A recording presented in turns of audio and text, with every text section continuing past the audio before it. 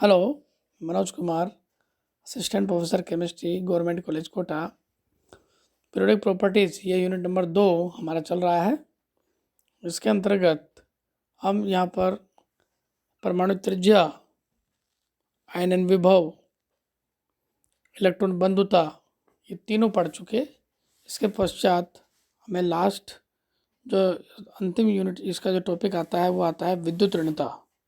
जैसा कि आप ये पढ़ चुके हैं, सबसे अधिक आपने मोटा मोटा पढ़ रखा होगा कि विद्युत ऋणता सबसे ज़्यादा फ्लोरीन की होती है, और जिसकी जितनी विद्युत ऋणता होती है उसको इलेक्ट्रॉन, जो साजित इलेक्ट्रॉन होते हैं उसको खींचने की जो क्षमता होती है उतनी ज़्यादा होती है। तो ये सभी सही है। विद्युत ऋणता क्या है इसको आप ध्यान समझें। देखिए, ये आपका पेपर फर्स्ट में आता है। पेपर फर्स्ट का यूनिट नंबर 2 का ये टॉपिक है, इनऑर्गेनिक केमिस्ट्री पेपर फर्स्ट का। नॉर्मली पेपर फर्स्ट जो आता है आपका वो 50 नंबर का आपका आता है। ये जो आपका टॉपिक आता है ये बहुत इंपॉर्टेंट है, क्योंकि इसके बाद में आप S block, P block, D block ये भी अलग से आप पढ़ेंगे, जिसके अंदर विद्युत ऋणता दोबारा से आएगी। और in reference to P block और एस ब्लॉक के अंतर्गत ज़्यादा इसे ध्यान दिया जाता है। तो आप दोबारा नहीं पढ़ें तो इसलिए आप यहीं पढ़ लें, ताकि आपको दोबारा केवल रिविज़न करना पड़े, अलग से याद ना करना पड़े। देखिए बच्चों, आप सबसे इम्पोर्टेंट बात यह है कि विद्युत ऋणता को आपको बोलते ही समझ में आना चाहिए कि विद्युत ऋणता क्या होती है। देखो, इलेक्ट्रॉन नेगेटिविटी किसी अणु में बंधित परमाणुओं द्वारा, देखो कोई भी अणु होता है उसमें परमाणु बंधित रहते हैं, ठीक है। अब इसके अंदर क्या करते हैं, वो इलेक्ट्रॉन का साझा करते हैं। इलेक्ट्रॉन युग्म जो होता है उनके मध्य में होता है, जिसके अंदर एक इलेक्ट्रॉन एक देता है, दूसरा दूसरा देता है। इस प्रकार इलेक्ट्रॉन युग्म द्वारा एक सिग्मा बॉन्ड का निर्माण होता है। अब इन इलेक्ट्रॉन युग्म को, यानी इलेक्ट्रॉन युग्म के इलेक्ट्रॉनों को अपनी ओर आकर्षित करने की जो प्रवृत्ति होती है उसको पोलिंग नाम के वैज्ञानिक ने विद्युत ऋणता का नाम दिया, और कहा जब दो परमाणु परस्पर इलेक्ट्रॉन का साझा करके एक सह संयोजक बंध बनाते हैं तो साझे के इलेक्ट्रॉन जो होते हैं परमाणु सम परमाणु कणों में दोनों के नाभिकों के मध्य स्थित रहते हैं। जबकि विषम परमाणु के अंदर तो क्या होता है भाई, सम परमाणु में तो क्या दोनों की विद्युत ऋणता सेम होती है, लेकिन विषम परमाणु की जब बात आती है तो इसमें क्या होता है, एक की विद्युत ऋणता ज़्यादा होती है, एक की कम होती है। तो ऐसे टाइम में क्या होता है कि दोनों के दोनों जो आपके इलेक्ट्रॉन होते हैं ये दोनों के नाभिकों के मध्य स्थित ना होकर किसी एक परमाणु की ओर सरक जाते हैं या खिसक जाते हैं, जिससे क्या होता है एक परमाणु आपका आंशिक रूप से धनावेश जबकि दूसरे परमाणु पर आंशिक रूप से ऋणावेश आ जाता है। अतः एक अणु में बंधित परमाणु द्वारा साझे के इलेक्ट्रॉन युग्म को अपनी ओर आकर्षित करने की जो क्षमता होती है उसे विद्युत ऋणता बोलते हैं। तो आप ये मोटी मोटी भाषा में कह सकते हैं कि विद्युत ऋणता क्या है कि परमाणु विद्युत बंधित, क्या बंधित परमाणु का गुण होता है विद्युत ऋणता, और परमाणु गुण के साथ साथ क्या होता है, इलेक्ट्रॉन को अपनी ओर आकर्षित करने की क्षमता जो होती है, इलेक्ट्रॉनों को अपनी ओर आकर्षित करने की जो क्षमता होती है वो विद्युत ऋणता कहलाती है। अब आपको इस विद्युत ऋणता जो होती है इसके बारे में और बताया जाता है कि विद्युत ऋणता आखिर किस प्रकार से मापी जाती है। तो ध्यान रखो कई प्रकार से हो, लेकिन दो विधियाँ तो आप हमेशा मान के चलो कि एक तो प्रैक्टिकल मेथड होता है और दूसरी क्या होती है आपके सैद्धांतिक मेथड होता है। ये तो आपके मान के चलो, किसी भी उसमें दो विधियाँ तो होंगी। अब आपकी पहले नंबर आती है इसमें पोलिंग मेथड। क्या है भैया पोलिंग मेथड, इसमें क्या बताया गया है, तो देखिए कोई भी एक विधि आपको पूछी जा सकती है, कोई इसमें बड़ी बात नहीं है। देखो ये सभी जो विधियाँ हैं, पोलिंग विधि होगी, मूलिकन होगी, ऑलरेडोशी होगी, सेंडरसन होगी, इन सब के द्वारा क्या बताया जाता है कि आपको जो भी विद्युत ऋणता निकालने के तरीके बताए जाते हैं। अब देखिए, सबसे पहले जो पोलिंग विधि दी गई तो उसमें क्या बताया कि 1932 में पोलिंग ने विद्युत ऋणता को बंद ऊर्जा के आधार पर ज्ञात करने की विधि दी, पहली बात तो, जिसमें क्या कहा गया कि दो अगर विषम परमाणु ए और बी आपके अगर परस्पर संयोग करके, देखिए परस्पर संयोग करके अगर अणु ए और बी बनाते हैं तो इस काल्पनिक अणु ए बी में ए बी बंद 100% सहसंयोजक जो बंद होगा, और इसकी जो बंद ऊर्जा होती है वो वास्तविक ध्रुवीय बंद युक्त ए बी की बंद ऊर्जा से कम होगी। अणु ए बी क्योंकि विषम परमाणुओं से मिलकर बना है, अतः इसमें बंध सहसंयोजक नहीं हो सकता और ये अणु निम्नलिखित 3 अनुनादी संरचनाओं का अनुनादी संकर होना चाहिए। देखो, या तो ए बी होगा या ए पर आंशिक ऋणावेश और बी पर धनावेश होगा। ठीक है, देखो तीसरा अगर उसमें लेते हैं तो क्या होगा, ए पर तो आंशिक धनावेश और इस पर बी ऋणावेश। किसी भी सूरत में इन 3 जगह यह माना जाएगा। प्रथम संरचना में बंध क्या है आपका, सहसंयोजक बंध नहीं है, बंध सहसंयोजक बंध है, जबकि दूसरे और तीसरे में ये आयनिक बंध को दर्शाती है। दोनों प्रकार के बंधों की ऊर्जा का अंतर आयनिक ऊर्जा कहलाता है। अब आयनिक अनुनादी ऊर्जा जो होती है उसे डेल्टा से प्रदर्शित कर देते हैं। अब तो ये कहता है कि वास्तविक बंध ऊर्जा जितनी होगी उसमें से अगर 100% सहसंयोजक बंध के लिए ऊर्जा निकाल लें तो है डेल्टा।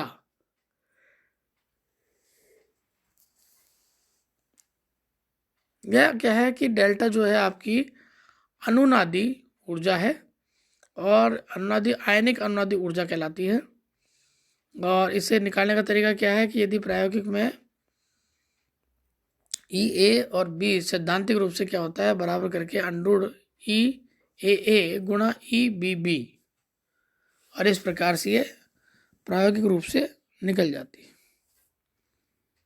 तो अंत में हम क्या कह सकते हैं कि दाईं ओर की सभी राशियों का मान प्रयोग द्वारा ज्ञात किया जा सकता है, अतः उपरोक्त समीकरण द्वारा 2 तत्वों की विद्युतता में अंतर ज्ञात किया जा सकता है।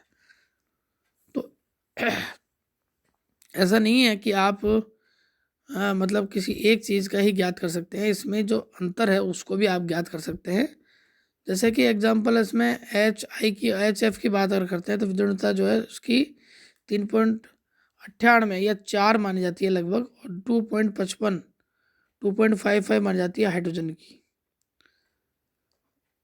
अब इनको अन्य तत्व जब ये कह रहा है कि आपकी 3 कार्बन की तो आपकी 2.55, हाइड्रोजन की 2.1 और ये आपकी फ्लोरीन की 4.0।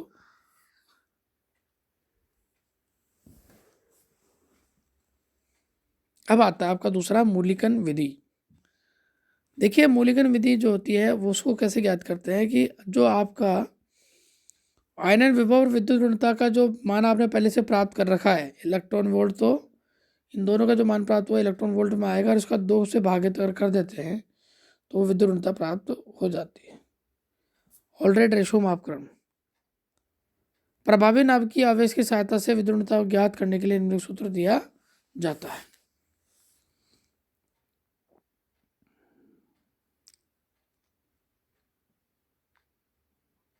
सैंडरसन विधि की बात करें, इन्होंने विद्युत ऋणता को एक स्थायित्व अनुपात के रूप में व्यक्त किया है। इसके लिए एक सूत्र दिया है इन्होंने, D/DI। डी तो है आपका परमाणु का इलेक्ट्रॉन घनत्व, DI है सम इलेक्ट्रॉनिक अक्रिय गैस का घनत्व। तो इस प्रकार से क्या है कि ये विभिन्न विधियों द्वारा आप ये ज्ञात कर सकते हैं कि विद्युत ऋणता किस प्रकार से मापी जाती है। अब विद्युत ऋणता को प्रभावित करने वाले के कारक की बात अगर करते हैं, यह पिछली बार भी आपको पूछा गया है। पेपर सेटिंग के टाइम पे ये अक्सर देखा जाता है कि बच्चे को इस प्रकार के क्वेश्चन पूछे जाए कि वह आंसर देते टाइम उसको ये ध्यान होना चाहिए कि मैं उस चीज़ को कितनी अच्छी तरह समझ पाया। यदि आपको विद्युत ऋणता को प्रभावित करने वाले कारक समझ में आ गए तो आप ये समझ जाएंगे कि कहाँ कहाँ से इसका इफेक्ट पड़ता है, कि विद्युत ऋणता को कहाँ कहाँ से कम या ज़्यादा नापा जाता है। अब बात करते हैं पहले परमाणु आकार की। तत्व के परमाणु आकार के बढ़ने पर नाभिक के आकर्षण बल में कमी आ जाती है, जिससे विद्युत ऋणता का मान घट जाता है।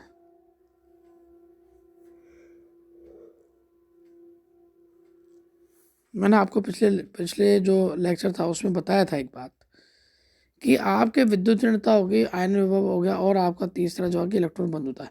इन तीनों का मेन बात क्या है कि ऊपर से नीचे आने, वर्ग में ऊपर से नीचे आने पर ये घटते हैं,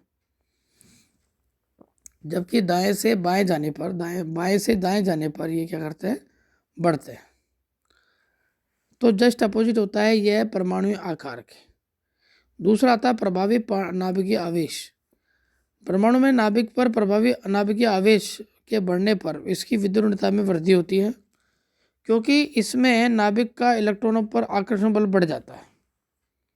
तत्व की आकर्षण व्यवस्था की बात करते हैं। तत्व की ऑक्सीकरण अवस्था के अंदर किसी अणु में उपस्थित एक तत्व के परमाणु की ऑक्सीकरण अवस्था बढ़ने पर उसकी विद्युत ऋणता बढ़ती है। तो कहने का मतलब यह है कि विद्युत ऋणता जो होती है आपके, वो डिपेंड करती है कि आपके जो परमाणु की इसमें जो ऑक्सीकरण अवस्था हो या इसकी संकरित अवस्था कितनी होनी चाहिए, प्रभावी नाभिकीय आवेश का होना चाहिए। और आवर्त के अंदर भी अगर हम बात करें, एक बार मैं आपको बता दिया, आवर्त में भी ये ऐसे ही होता है कि ये क्या करता है, बाएं से दाएं जाने पर क्या करता है, हमेशा बढ़ती है। अब आता है रासायनिक व्यवहार व इसके अनुप्रयोग क्या क्या है भाई। विद्युत ऋणता का उपयोग कहाँ कहाँ के लिए लिया जाता है और किस प्रकार से इसका फायदा केमिस्ट्री में हम लेते हैं। तत्वों के धात्विक और अधात्विक गुण।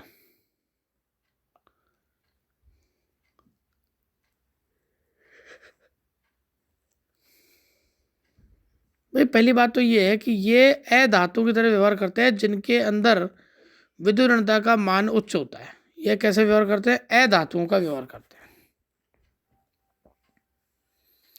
जबकि निम्न विद्युत ऋणता वाले तत्व धात्विक प्रवृत्ति के होते हैं।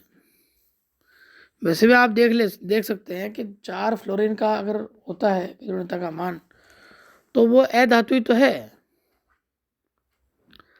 और इसके पश्चात दूसरा नंबर आता है बंध की प्रकृति, नेचर ऑफ बॉन्ड।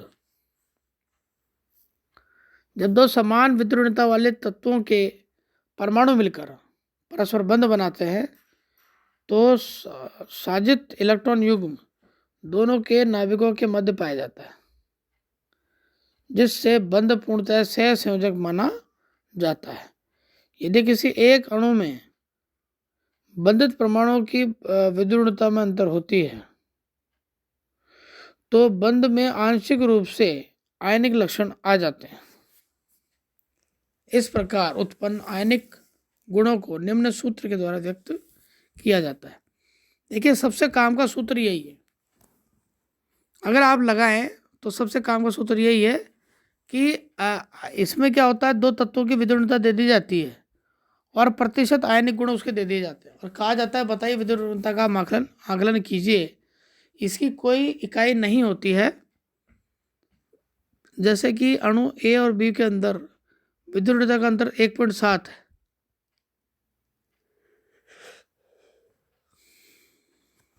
तो ये तो पता लग जाता है कि बंध ध्रुवीय सहसंयोजक होगा। अब जो हम नियम की बात करते थे 1.1 से अधिक है, 1.1 से कम हो तो बंध ध्रुवीय सहसंयोजक होता है, जबकि अंतर यदि 1.7 से अधिक हो जाता है तो बंध आयनिक प्रकृति का होगा। तो इस 16 माइनस एक्स बी के अंदर मान निकाल लेंगे और इस सूत्र में निकालने पर पता लगा देंगे कि आयनिक प्रकृति का है कि सहसंयोजक प्रकृति का है। अब आता है बॉन्ड स्ट्रेंथ। देखिए विद्युत ऋणता का जो मान है वो HI में 4 का है, जबकि HBr, HCl और HF का 0.4, 0.7, 0.9, 1.9 होता है इसका। इसके बाद में संभावना ऊर्जा की गणना की बात करते हैं। विद्युत ऊर्जा के मानों को अंतर ज्ञात हो तो अणु ए और बी के समन्वय की ऊष्मा इस प्रकार ज्ञात कर सकते हैं।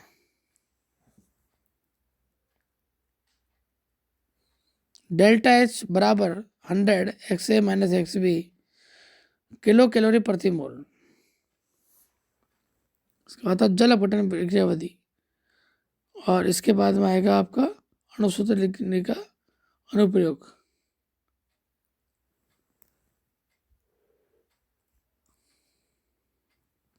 जिस प्रकार से आपने विद्युत ऋणता को पढ़ा उसी प्रकार से इसके बारीकी समझने के लिए हमने एक नोट्स भी जिसको आपने कॉपी किया लगाया है यहाँ पर कि विद्युत ऋणता का मापकरण, विद्युत ऋणता का मापकरण कैसे कैसे किया जा सकता है। एक बस आपको ये बीच में इस न्यूमेरिकल के आधार पर आपको तुरंत प्रभाव से विद्युत ऋणता का मान ज्ञात हो जाता है। देखिए आप इसमें आपस में भी इन सबको मिक्स कर सकते हैं कि पोलिंग मापदंड और पोलिकन मूल्यांकन के द्वारा विद्युतता के संबंध में क्या कहा गया है, ऑर्डर वे रेशो के द्वारा क्या कहा गया है, और इस प्रकार क्या है जो भी आप मान पुटअप करेंगे वह आपके विद्युतता में काम आएगा। ये देखिए कुछ ग्राफ है,